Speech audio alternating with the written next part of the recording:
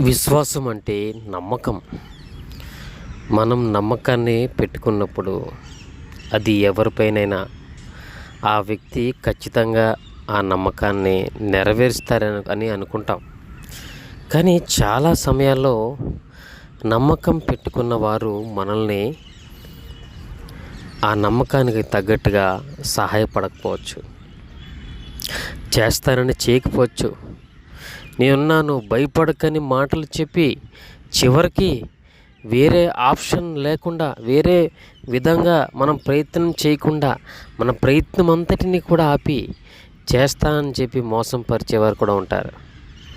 ఈ లోకంలో ఎలా ఉంటుందో తెలుసా? నేనున్నాను అని చెప్పి చివరి నిమిషంలో తప్పుకునేవారు కూడా ఉంటారు. కానీ దేవుడు అలాంటి వారు కాదు. ఆయనపై విశ్వాసం ఉంచితే ఖచ్చితంగా నెరవేరుస్తారు. ఆ విశ్వాసాన్ని బట్టి అద్భుత రీతిగా కార్యం జీవితంలో చేస్తారు.